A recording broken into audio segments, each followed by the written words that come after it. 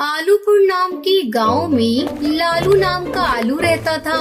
वो बहुत नेक आलू था, लेकिन उसे कोई धंधा रास नहीं आया। सबसे पहले उसने एक किराने की दुकान खोली, लेकिन बहुत सारे लोगों ने पैसे बाद में देंगे कहकर उससे सामान उधार लेकर जाने लगे, और पैसे जब नहीं दिए तो उधार के कारण उसे दुकान बंद करनी पड़ी। फिर उसने ट्रैवल बस का बिजनेस शुरू किया। सब गाँव वाले बस में लिफ्ट मांगने लगे। लालू बेचारा उन्हें मना नहीं कर पाया और उन्हें बस में चढ़ाने लगा। आलू के भोलेपन को देखकर गांव वालों ने बस का किराया देना ही बंद कर दिया और लिफ्ट मांगकर चढ़ने लगे। कई बार कुछ कद्दू उसकी बस में चढ़ जाते। लालू उनसे पैसे नहीं लेता था और उन्हें जहां जाना होता था वहां जाकर उन्हें उतार देता। इस तरह उसका ट्रैवल का बिजनेस भी ठप पड़ गया। एक दिन लालू अपने घर में परेशान बैठा था कि तभी उसकी पत्नी बसंती उसके पास आई। क्या हुआ जी, आप ऐसे परेशान क्यों बैठे हैं? कुछ नहीं भाग्यवान, जब भी मैं कोई बिजनेस शुरू करता हूँ उसमें नुकसान ही नुकसान होता है मेरा। मेरे समझ में ये नहीं आता कि नुकसान क्यों होता है। अब आप मुझसे पूछ रहे हैं कि नुकसान कैसे होता है? ये सब आपके भोलेपन के कारण है। सच तो ये है कि आपने कभी कोई छोटा धंधा किया ही नहीं, लेकिन इन गांव वालों ने आपके भोलेपन का खूब फायदा उठाया है। लेकिन मैंने आपके खिलाफ एक बात नहीं की, क्योंकि मैं आपके मन को जानती हूँ। लेकिन ऐसा ही चलता रहा तो हमारी सारी पूंजी खत्म हो जाएगी। ठीक है भाग्यवान, आखिरी बार मैं एक बिजनेस शुरू करता हूँ। अगर इस बार भी मेरा बिजनेस नहीं चला तो मैं चुपचाप बिजनेस बंद करके शहर जाके कोई न कोई काम ढूंढ लूंगा। वहाँ कुछ दिन अकेले काम करूँगा, फिर जब सब ठीक हो जाए तब मैं तुम्हें और बेटी को शहर ले जाऊँगा अपने साथ। सुनो जी, आपके बिना हम रह नहीं सकते। कह देती हूँ हम, यहाँ हमारी देखभाल कौन करेगा? अरे भाग्यवान, अभी मैं कहाँ गया हूँ, पहले मुझे एक नया बिजनेस तो शुरू करने दो। अगले दिन लालू बसंती से कहता है, अरे भाग्यवान, मुझे एक बहुत बढ़िया तरकीब सूझी है। हमारे गांव में फलों की दुकान तो है नहीं। जब भी हमारे गांव वालों को फल खरीदना होता है वो पड़ोसी गांव जाकर ही खरीदते हैं। अगर हमने फलों की दुकान खोली तो सब गांव वाले आकर हमारे पास से फल खरीदेंगे, है ना? तब बसंती ने ठीक है कहा। आखिरकार जो बची हुई जमा पूंजी थी उसे डालकर उसने एक फलों की दुकान खोली। लेकिन वो लोग लालू के भोलेपन का फायदा उठाकर फलों को मुफ्त पे खाने वाले थे। कोई भी ऐसा नहीं था जो पैसे देकर फल खरीदता। एक दिन एक लाल मिर्च लालू के पास आई। क्यों भाई लालू, तुमने फलों की दुकान खोली है? भाई जरा वो फल तो देना। लालू ने उस मिर्च को एक फल दिया। ये क्या, ये फल ऐसा क्यों है? इस फल का नाम क्या है? मिर्च बहन, इस फल का नाम ड्रैगन फ्रूट है। ये सेहत के लिए लाभदायक होता है। अच्छा ये बात है, तो ठीक है, जरा एक टुकड़ा काट कर तो देना, मैं खाकर बताती हूँ ये कैसा है। तब लालू ने ड्रैगन फ्रूट को काटा और एक टुकड़ा उस मिर्च को दिया। उस मिर्च ने उस टुकड़े को खाया। लालू भाई, ये फल तो बहुत ही स्वादिष्ट है, जरा एक और टुकड़ा देना। लालू ने एक और टुकड़ा काट कर दिया। यूं उस लाल मिर्च ने आधा फल खा लिया। फिर वो मिर्च लालू से कहती है, लालू भाई लगता है ये फल मुझे नहीं जमेगा, तुम रहने दो। ये देखकर बसंती को बहुत गुस्सा आया। क्यों रे लाल मिर्च, ये आधे फल का हम क्या करेंगे? ये भी तुम ही ले जाओ, दफा हो जाओ यहाँ से। अरे भाग्यवान, तुम इतना चिल्लाती क्यों हो? नहीं तो क्या जी, कोई भी फल नहीं खरीदता। ये सब मुफ्तखोर है।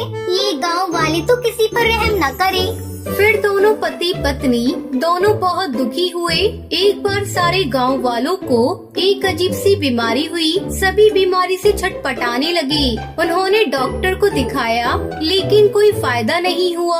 तभी आदिवासियों का सरदार वहां पहुंचा। आदिवासियों का सरदार गांव वालों से बोला, देखिए गांव वालों, आपके इस बीमारी का कारण आपका आहार है। अगले 1 महीने के लिए आप सब कुछ खाना छोड़ दें और केवल फल खाएं। खास तौर पर हमारे जंगलों में मिलने वाले फलों को बाकी फलों के साथ मिलाकर खाना होगा, तभी आपकी बीमारी बीमारी ठीक होगी। तभी पेड़ में से एक टमाटर बोला, इतने सारे किस्म के फल हम कैसे खाएंगे? हमारे पास सारे फल खाने के लिए पैसे कहाँ हैं? तब लालू ने अपना हाथ उठाया और कहा, इस समस्या का समाधान मेरे पास है। मैं सारे फलों को काट कर फ्रूट सलाद बनाकर बेचूंगा। आप लोग चिंता न करें, मैं सस्ते दामों में ही बेचूंगा। तब आदिवासियों का सरदार लालू से बोलता है, लालू जी, इस काम में हम आपका हाथ बटाएंगे। आपने हमारी बहुत सहायता की है। ये सुनकर गांव वाले बहुत खुश हुए। अब लालू बहुत मेहनत से अपने सारे फलों को उन आदिवासियों के लाए हुए फलों के साथ मिलाकर उसने फ्रूट सैलेड बनाया और बेचने लगा। गांव वाले पैसे देकर फ्रूट सैलेड खरीद कर खाने लगे। गांव वालों की बीमारी कम होने लगी। गांव वालों की सेवा करने के लिए गांव वालों ने लालू को धन्यवाद कहा। तब से लालू जो भी धंधा करता, गांव वाले उसकी मदद के लिए साथ खड़े होते। यूं लालू आलू ने बहुत सारे पैसे कमाए। सोनपुर गांव में गोलू आलू अपनी पत्नी चुटकी और अपनी बेटी चिंकी के साथ रहता था। वो बहुत ही दयालु और सबकी मदद करने वाला आलू था। एक दिन उसके घर पर कांता बाई आती है।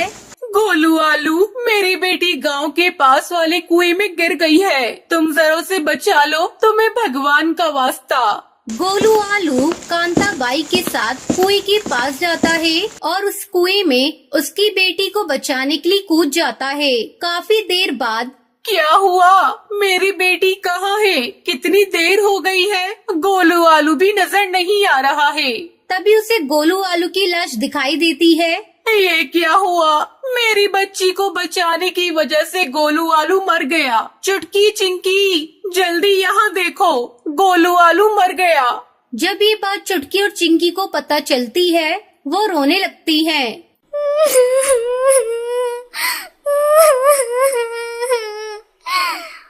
गोलू जी, आप हमें इतनी जल्दी छोड़कर क्यों चले गए? आपको मैंने कितनी बार समझाया था, ऐसे गहरे कुएं में मत कूदा करो, लेकिन तुम सुनते कहाँ थे? देखो आपकी बेटी रो रही है। ऐसे ही गोलू आलू की मौत को 2 महीने गुजर जाते हैं। एक दिन उसके घर का मकान मालिक जगन्नाथ कद्दू आता है। ए चुटकी, 2 महीने गुजर गए हैं, लेकिन तुमने अभी तक घर का किराया नहीं दिया।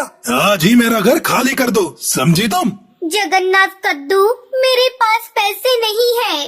गोलू आलू की मौत के बाद हम बहुत अकेली हो गए हैं। जब मुझे कुछ काम मिल जाएगा, मैं तुम्हें पैसे दे दूंगी। जगन्नाथ कद्दू चुटकी की एक भी नहीं सुनता और उसका सारा सामान निकाल कर बाहर फेंक देता है। चुटकी रोती हुई चिंकी के साथ गांव में भटकती रहती है। माँ, बहुत तेज भूख लग रही है, कब तक हम ऐसे चलते रहेंगे?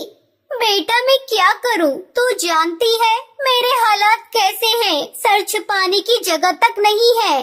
तभी वहाँ पर लालू टमाटर आता है। सुनो चुटकी, अगर तुम बुरा ना मानो तो मेरे घर के सामने एक शौचालय है। अगर तुम उसमें रहना चाहती हो तो रह सकती हो, जब तक मैं तुम्हारे लिए नए घर का इंतजाम कर दूंगा। धन्यवाद लालू टमाटर, मैं रहने को तैयार हूँ। मुझे बस सर छुपाने की जगह चाहिए। अब चुटकी अपने साथ चिंकी को लेकर उस शौचालय में रहने लगती है। वो उसे अपना आशियाना बना लेती है। माँ, कब तक हम इस शौचालय में रहेंगे? मेरा दम घुटता है माँ। बेटा, जल्दी ही हम अपने नए घर में जाएंगे, बस मुझे काम मिल जाए। ऐसे ही काफी साल गुजर जाते हैं। अब चुटकी आलू मेहनत करके अपना नया घर बना लेती है और शौचालय को खाली कर देती है। तो ये थी आज की कहानी। क्या आपको पता है गोलू आलू की मौत कैसे होती है? अगर आपको पता है तो आप हमें कमेंट करके जरूर बताएं।